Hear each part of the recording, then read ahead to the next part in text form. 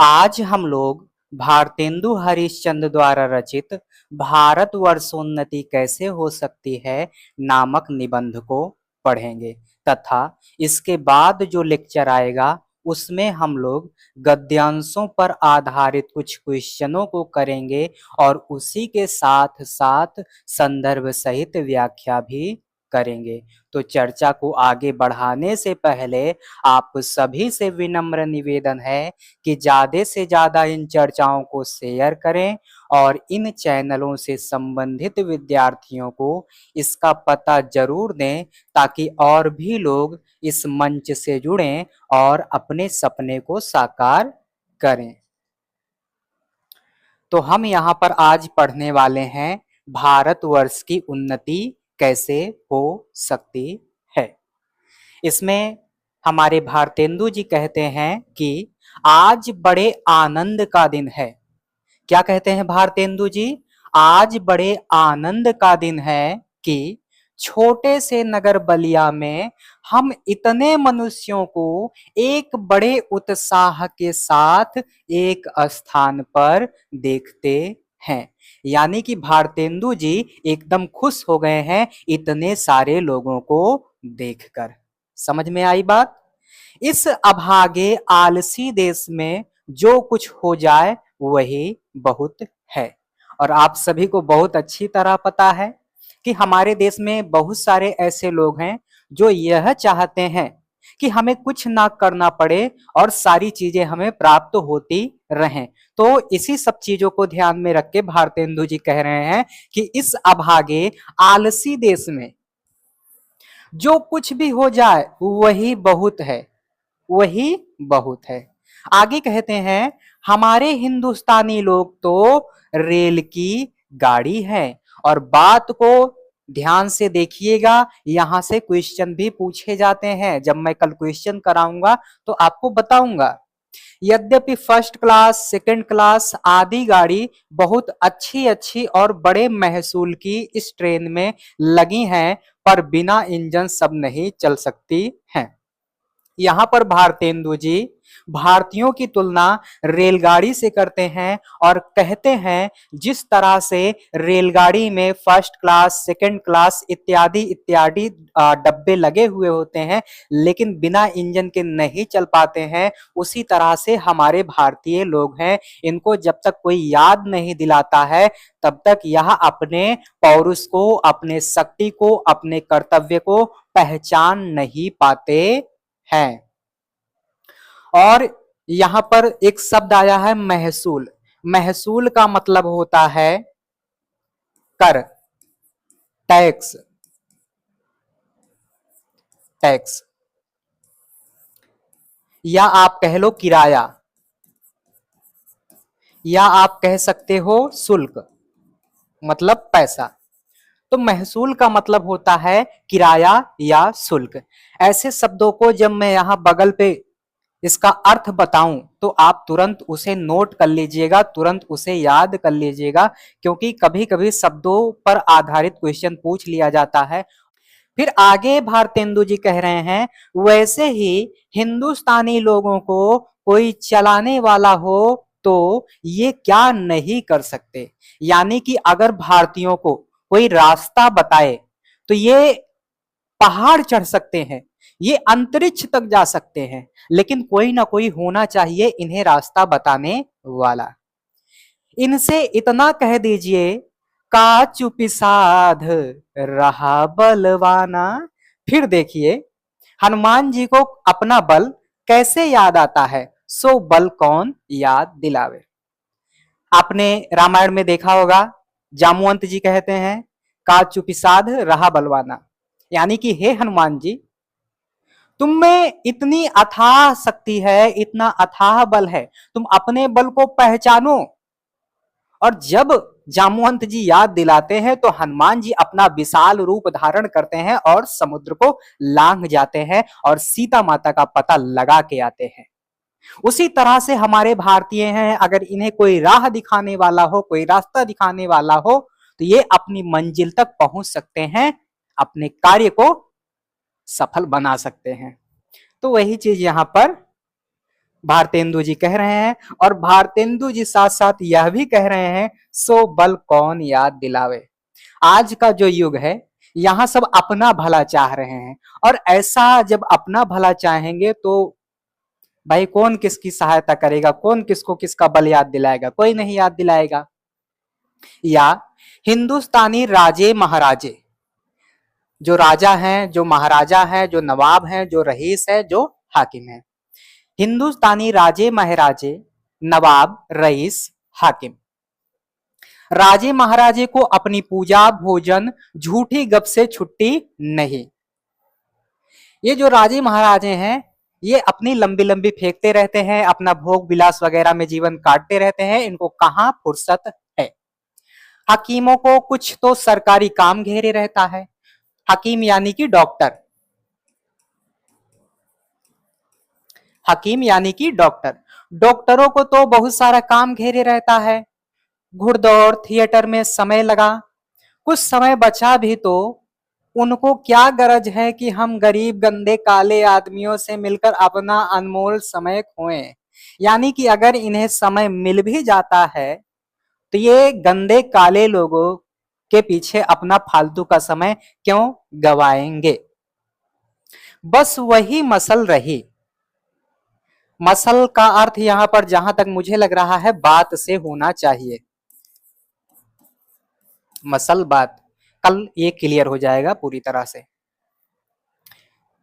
तो यहां पर भारतेंदु जी कह रहे हैं, बस वही मसल रही, तुम्हें गैरों से कब फुर्सत, हम अपने गम से कब खाली, चलो बस हो चुका मिलना, न हम खाली न तुम खाली। वाह वाह, क्या बात है, क्या बात है। भारतेंदु जी ने यहाँ पर बहुत ही शानदार तरीके से लिखा है।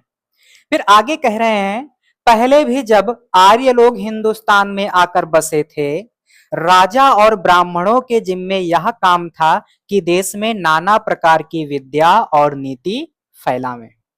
यहां पर भारतेंदु जी कह रहे हैं कि जब आर्य लोग हिंदुस्तान में आकर बसे थे, तब जो राजा महाराजा थे उनके जिम्मे यह काम था कि वे देश में नाना प्रकार की विद्या और नीति फैलावें। और अब भी ये लोग चाहें तो हिंदुस्तान प्रतिदिन क्या प्रतिक्षण बढ़े।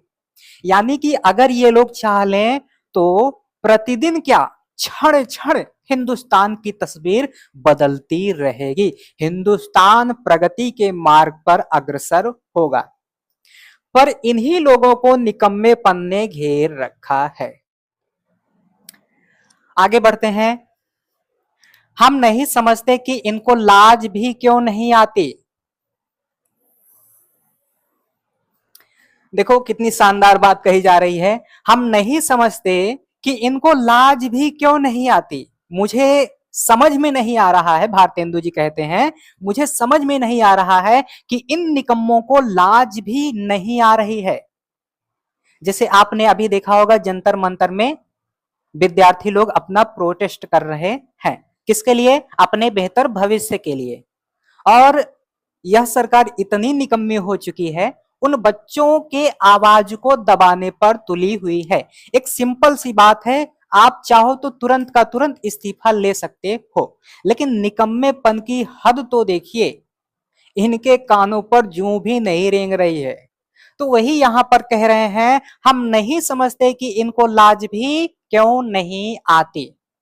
कि उस समय में जबकि इनके पुरखों के पास कोई भी सामान नहीं था, तब उन लोगों ने जंगल में पत्ते और मिट्टी की कुटियों में बैठ करके बांस की नलियों से जो ताराग्राह भेद करके उनकी गति लिखी थी, वह ऐसी ही ठीक है कि 16 लाख रुपए के लागत की विलायत में जो दूरबीन बनी है, उनसे उन ग्रहों को भेद करने में भी वही गति ठीक आती है। यानी कि जब हमारे पुरखों के पास संसाधन नहीं था, संसाधनों का अभाव था, उन्होंने बांस को लेकर उसमें छेद करके उससे ताराग्रह की गति को भेद दिया था, और वही गति आज विलायत में जो बनी हुई दूरबीन है उससे सेम टू सेम आती है। कम से कम हमें अपने पुरखों को याद करके भारत की उन्नति करना चाहिए। यहां एक शब्द आया है विलायत। विलायत का मतलब होता है विदेश। जिन शब्दों के मैं यहां पर अर्थ बता रहा हूं उनको ध्यान में रखे रहिएगा, बार बार बता रहा हूं, ध्यान में रखे रहिएगा, ये परीक्षा में पूछे जा सकते हैं। आगे, इस काल में हम लोगों को अंग्रेजी विद्या के और जनता की उन्नति से लाखों पुस्तकें और हजारों यंत्र तैयार हैं, तब हम लोग निरी चुंगी के कतवार फेंकने की गाड़ी बन रहे हैं। यह समय ऐसा है कि उन्नति की मानो घुड़दौड़ हो रही है, यानी कि यह ऐसा समय आ रहा है जहां सारे के सारे देश अपने आप को बेहतर बनाने में लगे हुए हैं, घुड़दौड़ चल रही है। अमेरिकन, अंग्रेज, फ्रांसीसी, तुर्की, ताजी सब सरपट दौड़ते जा रहे हैं, यानी कि सारे के सारे देश अपने आप को बेहतर बनाने के लिए, अपने आप को विकसित बनाने के लिए, अपने आप को और भी ज्यादा मजबूत बनाने के लिए, शक्तिशाली बनाने के लिए रेस में लगे हुए हैं। अब तो हे भारतवासियों, अब तो जाग जाओ, अब तो आलसपन छोड़ दो। भारतेंदु जी कह रहे हैं ये सारी चीजें, मैं कुछ नहीं कह रहा हूं यहां पे। सबके जी में यही है कि पाला हम ही पहले छू लें, यानी कि ये जो रेस में लगे हुए हैं, अपने आप को बेहतर बनाना चाह रहे हैं, ये सब चाह रहे हैं कि सबसे पहले पाला हम ही छू ले। आपने कबड्डी खेला होगा तो कबड्डी में जो है एक बीच में ऐसे पट्टी बनाई जाती है, और जब किसी को पकड़ लिया जाता है तो वो चाहते हैं पाला हम छू लें, उस पट्टी को हम छू लें। तो वही शब्द यहां पर आया है पाला। क्या आया है? पाला। उस समय हिंदू काठियावाड़ी खाली खड़े खड़े टाप से मिट्टी खोदते हैं। ये जो यहां पर काठियावाड़ी शब्द आया है, यह गुजरात का एक क्षेत्र है, गुजरात का एक क्षेत्र। और यहां पर शब्द आया है टाप से मिट्टी खोदते हैं। टाप से मिट्टी खोदने का अर्थ होता है पैर की उंगलियों, उंगलियों, पैर की उंगलियों व एक आता है ताल, ताल चलो अभी याद नहीं आ रहा है, ऐसा मान के चलो अभी कि पैर की उंगलियों से मिट्टी खोदना, पैर की उंगलियों से मिट्टी खोदना।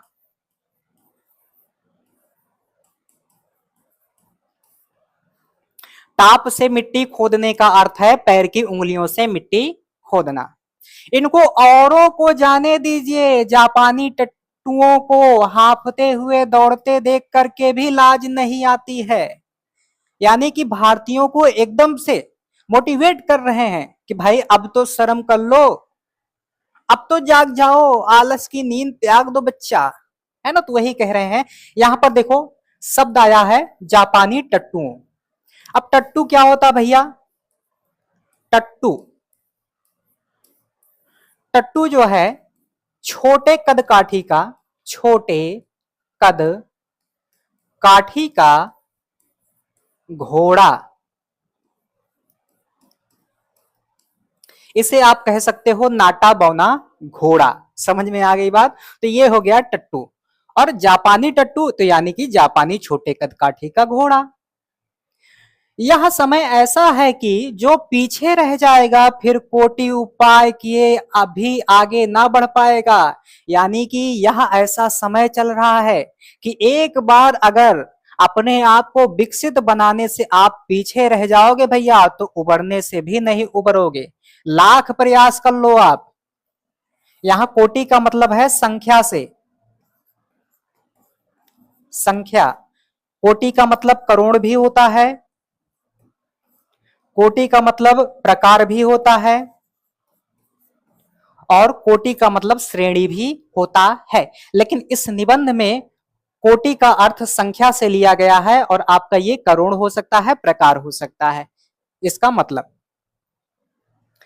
इस लूट में, इस बरसात में भी जिसके सिर पर कमबख्ती का छाता और आंखों में मूर्खता की पट्टी बंधी रहे, उन पर ईश्वर का कोप ही कहना चाहिए। मुझको मेरे मित्रों ने कहा था कि तुम इस विषय पर कुछ कहो, हिंदुस्तान की कैसे उन्नति हो।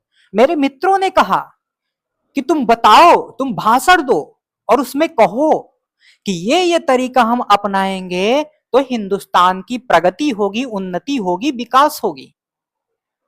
तो वही चीज यहां पर भारतेंदु जी कह रहे हैं। यहां कमबख्ती का मतलब है बेवकूफी से, मूर्खता से, दुर्भाग्यता से, है ना।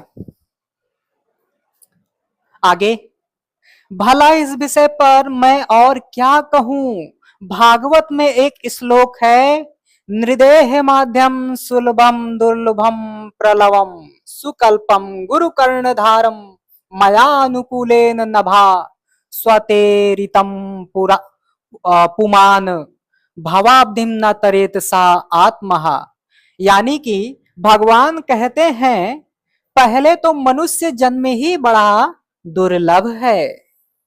पहले तो मनुष्य जन्म ही बड़ा दुर्लभ है, सो मिला और उस पर गुरु की कृपा और उस पर मेरी अनुकूलता, इतना सम्मान पाकर भी जो मनुष्य इस संसार सागर के पार ना जाए, उसको आत्महत्यारा कहना चाहिए।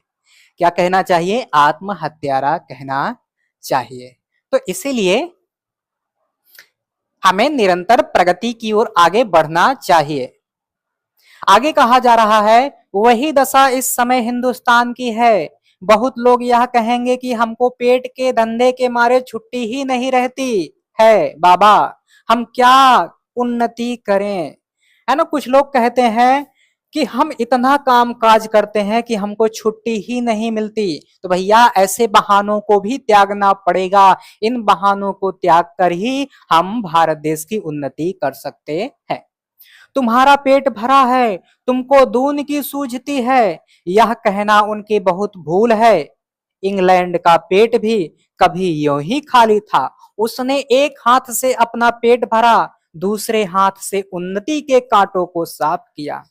हमारे देश में लोग बहाना बनाते हैं कि हमारा पेट खाली है, तुम्हारा पेट भरा हुआ है, तुम्हारा पेट भरा हुआ है, तुम ही जो है उन्नति के बारे में सोचो। लेकिन फिर भारतेंदु जी उदाहरण देते हैं कि बच्चा, इंग्लैंड का भी पेट जो है भरा हुआ नहीं था, लेकिन एक हाथ से उसने पेट को भरा और दूसरे हाथ से उसने कांटों को भी सफाया किया, ताकि उस देश की उन्नति हो सके। क्या इंग्लैंड में किसान, खेत वाले, गाड़ीवान मजदूर, कोचवान आदि नहीं हैं? किसी देश में भी सभी पेट भरे हुए नहीं हैं। भारतेंदु जी कहते हैं, चाहे जो देश उठा के आप देख लो बच्चा, सारे के सारे लोगों का पेट नहीं भरता है। लेकिन क्या वह अपनी उन्नति नहीं करते हैं? उन्नति करते हैं। किंतु वे लोग जहां खेत जोते बोते हैं, वहीं उसके साथ यह भी सोचते हैं कि ऐसी कौन नई कल या मसाला बनावें जिसमें इस खेत में आगे से दून अन्न उपजे। बिलायत में गाड़ी के कोचवान भी अखबार पढ़ते हैं।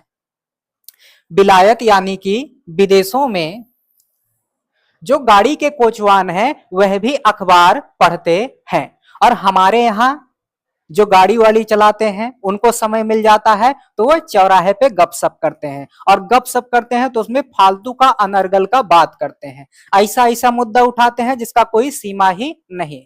आप चौराहे पर बैठ जाओ तो वहां एक एक से विद्वान आपको मिलेंगे जो यह बताएंगे कि रोहित शर्मा को कैसे बल्ला घुमाना चाहिए, विराट कोहली को कैसे गेंद पकड़ना चाहिए, कैसे 6 रन लेना चाहिए।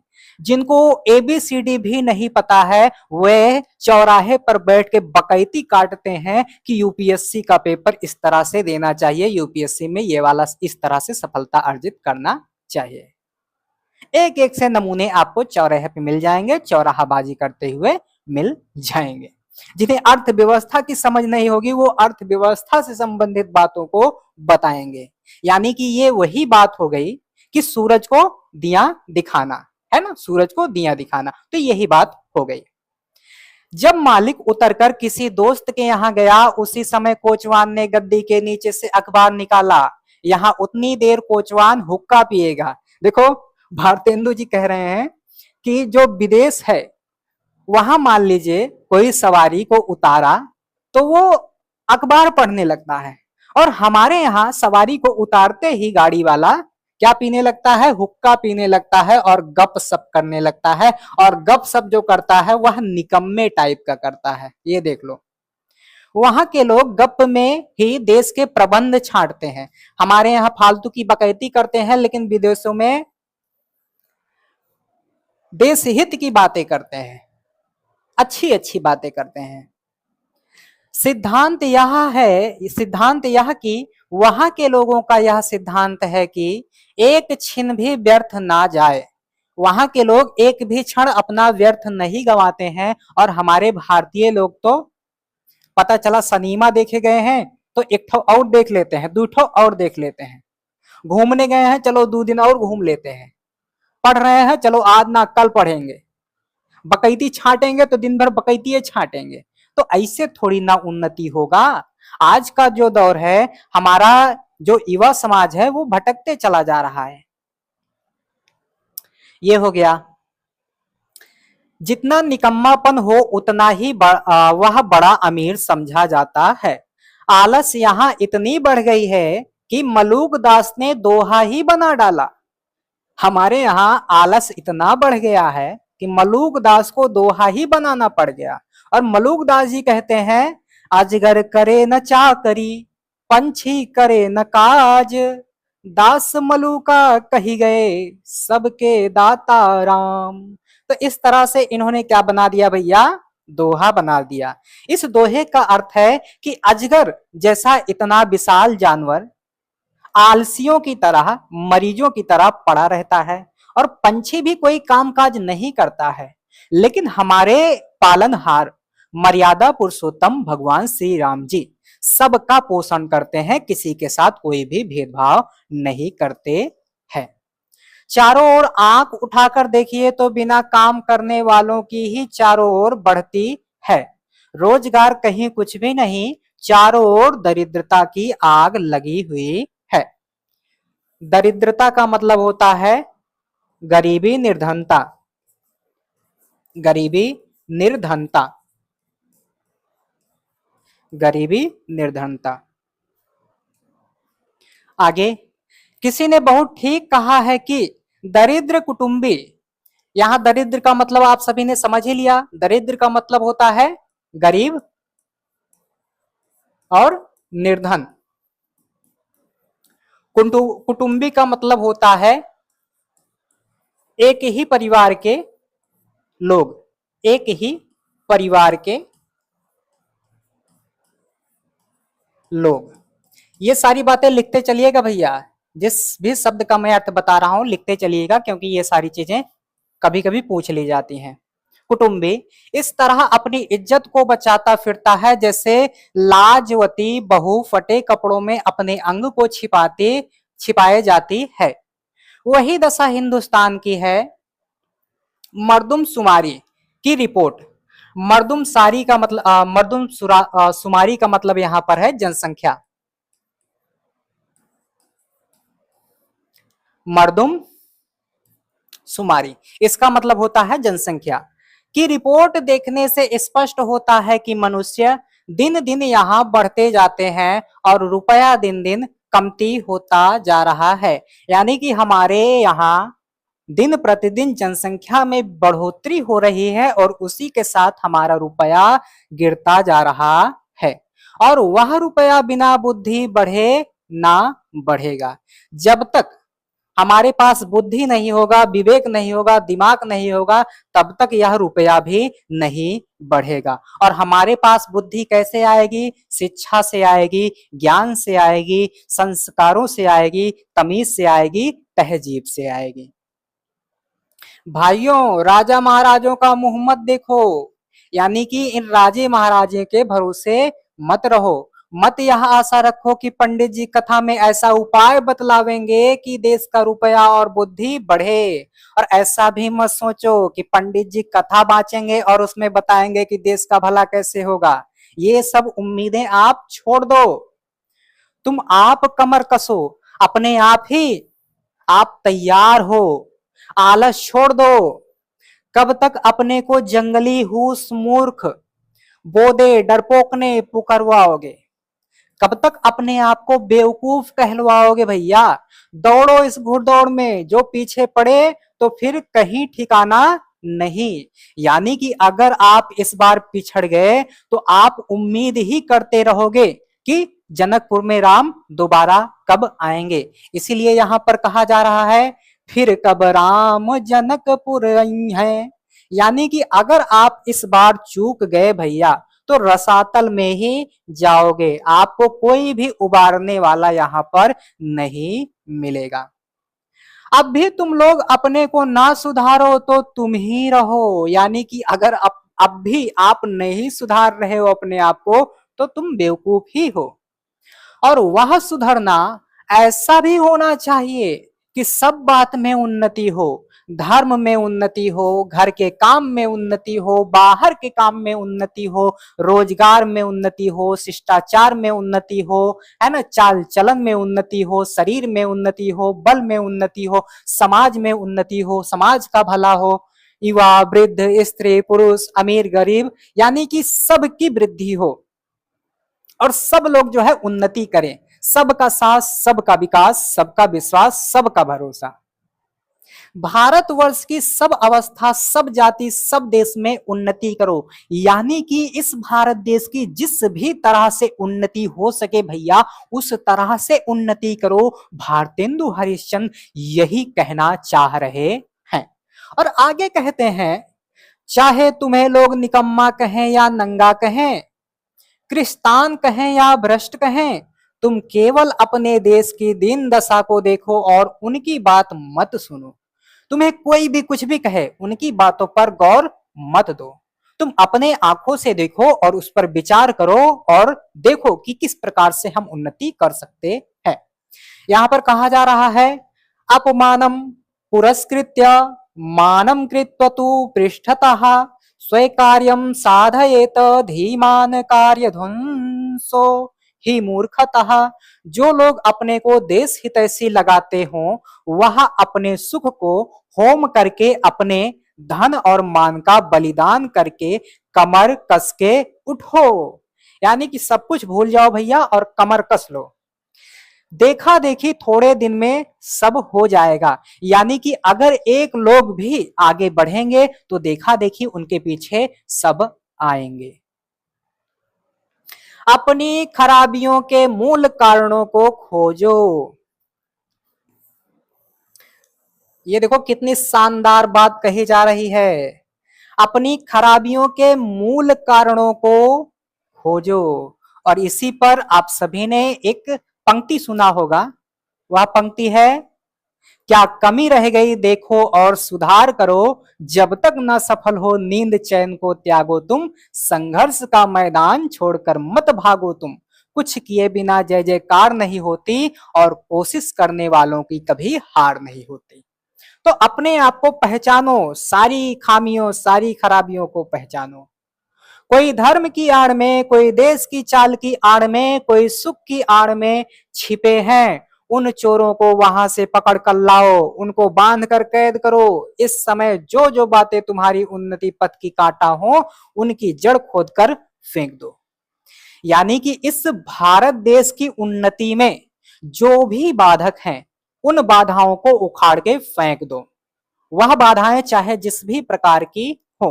अब यह प्रश्न होगा कि भाई हम तो जानते ही नहीं कि उन्नति और सुधारना किस चिड़िया का नाम है। कुछ लोग कहेंगे कि हे भैया हम तो जनबे नहीं करित कि उन्नति का होत है। कुछ लोग होंगे ना जो कहेंगे। तो आगे कहेंगे, किसको अच्छा समझें, क्या लें क्या छोड़ें। तो कुछ बातें जो इस शीघ्रता से मेरे ध्यान में आती हैं उनको मैं कहता हूं। यानी कि इतने सारे प्रश्न उठेंगे और इन प्रश्नों के उत्तर अब मैं देने वाला हूं, सुनो। सब उन्नतियों का मूल धर्म है। और यह क्वेश्चन आपसे पूछा जाता है कि लेखक ने किसे सब उन्नतियों का मूल माना है, तो आपको कहना है धर्म। इससे इससे सबसे पहले धर्म की ही उन्नति करनी उचित है। देखो, अंग्रेजों की धर्म नीति राजनीति परस्पर मिली है, इससे उनकी दिन दिन कैसी उन्नति है उनको जाने दो। अपने ही यहाँ देखो, तुम्हारे यहाँ धर्म की आड़ में नाना प्रकार की नीति, समाज, बैठक आदि भरे हुए हैं। ये बिल्कुल सही बात है, इसको हम नकार नहीं सकते। दो एक मिसाल सुनो। मिसाल का मतलब होता है कोई घटना, कोई अच्छी बात, कोई घटना, कोई अच्छी बात। दो एक मिसाल सुनो। यही तुम्हारा बलिया का मेला, और यहाँ स्थान क्यों बनाया गया जिसमें जो लोग कभी आपस में नहीं मिलते, 10-10, 5-5 कोस से वे लोग एक जगह एकत्र होकर आपस में मिले, एक दूसरे का दुख सुख जाने, गृहस्थी के काम की वह चीजें जो गांव में नहीं मिलती यहाँ से ले जाएं। एकादशी का व्रत क्यों रखा जाता है, जिसमें महीने में 2 एक उपवास से शरीर शुद्ध हो जाए। यहाँ पर कह रहे हैं भारतेंदु जी कि हम उपवास क्यों रखते हैं, ताकि हमारा जो शरीर है वह शुद्ध हो सके। गंगा जी नहाने जाते हैं तो पहले पानी सिर पर चढ़ाकर तब पैर पर डालने का विधान क्यों है? क्यों है भाई, क्यों है? तो सुनो, जिसमें तलुए से गर्मी सिर में चढ़कर विकार ना उत्पन्न करे। तो देख लो भैया, दिवाली इस हेतु है कि इसी बहाने साल भर में एक बेर तो सफाई हो जाए। होली इसी हेतु है कि बसंत की बिगड़ी हवा स्थान स्थान पर अग्नि जलने से स्वच्छ हो जाए।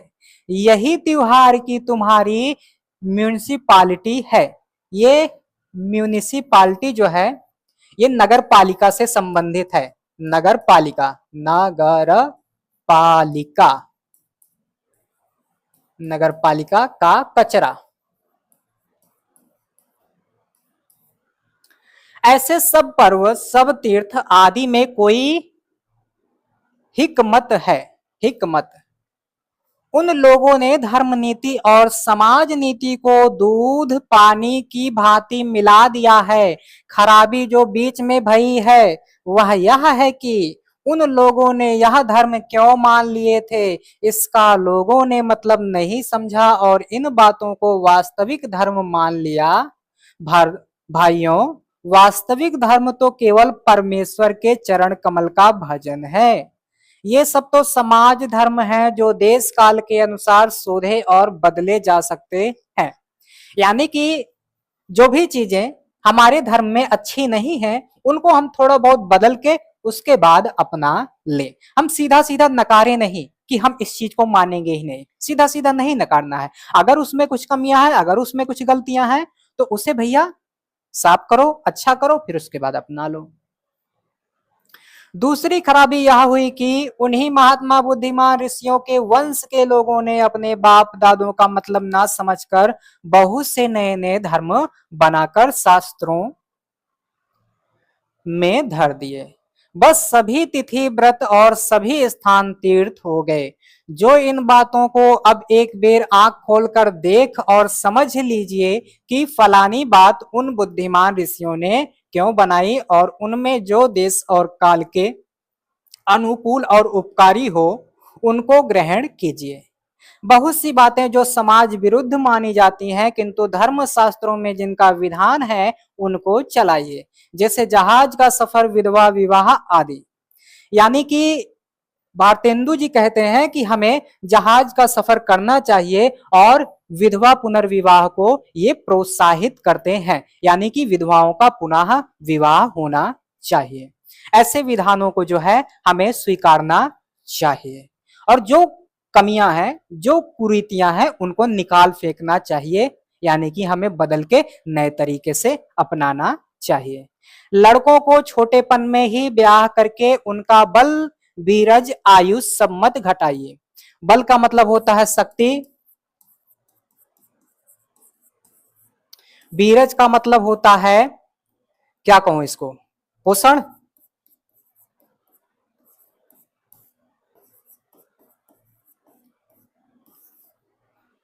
आयुष्य यानी कि आयु, आयुष्य का मतलब होता है आयु, यानी कि उनके बल बीरज आयुष्य सब मत घटाइए, उनको और भी योग्य होने दीजिए, और भी बलवान होने दीजिए, और भी उनका वृद्धि विकास होने दीजिए, उसके बाद उनका शादी ब्याह कराइए। आप उनके माँ बाप हैं या शत्रु हैं, वीर्य उनके शरीर में पुष्ट होने दीजिए, नून तेल लकड़ी की फिक्र करने की बुद्धि सीख लेने दीजिए, तब उनका पैर काठ में डालिए, यानी कि तब उन्हें जो है किसी ना किसी बंधन में बांधिए, चाहे वो ब्याह का बंधन हो, चाहे वो और कोई भी बंधन हो। ये सारी चीजें जब वो सीख लेंगे तभी उनका शादी ब्याह कीजिए। किनका? बच्चों का। कुलीन प्रथा, कुलीन यानी कि अमीर, कुलीन प्रथा, बहु विवाह आदि को दूर कीजिए।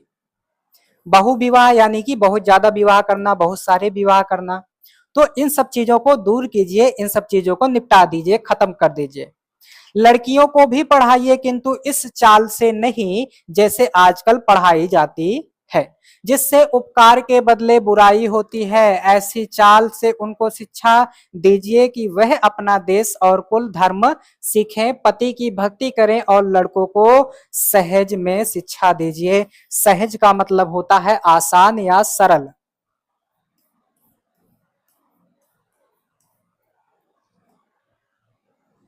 आगे, नाना प्रकार, नाना प्रकार का मतलब होता है विभिन्न प्रकार।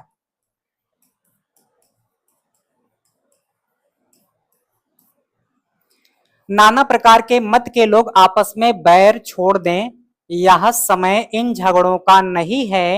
हिंदू जैन मुसलमान सब आपस में मिलिए, जाति में कोई चाहे ऊंचा हो चाहे नीचा हो, सबका आदर कीजिए, जो जिस योग्य हो उसे वैसा मानिए। छोटी जाति के लोगों का तिरस्कार करके उनका जी मत तोड़िए, सब लोग आपस में मिलिए, यानी कि सब लोग इकट्ठा होइए, आपस में मिलिए, और उसके बाद देश की उन्नति करिए। क्योंकि जब हम मिलजुल के उन्नति का राह देखेंगे या उन्नति के राह पर चलेंगे तो वह राह आसान हो जाएगा।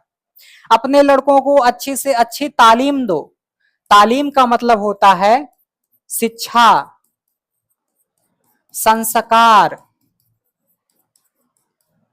तमीज, तहजीब,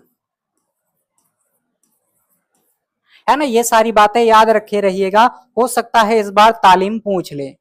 पेंशन, पेंशन का मतलब होता है पेंशन, और वजीफा, वजीफा का मतलब होता है छात्रवृत्ति, छात्रवृत्ति, या नौकरी का भरोसा छोड़ो। आप इन सब चीजों को छोड़ो, लड़कों को रोजगार सिखलाओ, क्योंकि अगर रोजगार सीखे रहेंगे तो कहीं ना कहीं वह किसी ना किसी रूप में सफल हो जाएंगे। आजकल का एक गंदा पैटर्न बन चुका है कि हम लोग नौकरी के भरोसे रहते हैं, और हम लोग हमेशा सोचते रहते हैं कि अगर नौकरी नहीं मिला तो क्या होगा, नौकरी नहीं मिला तो क्या होगा, नौकरी नहीं मिला तो क्या होगा, हमेशा रोना रोते रहते हैं।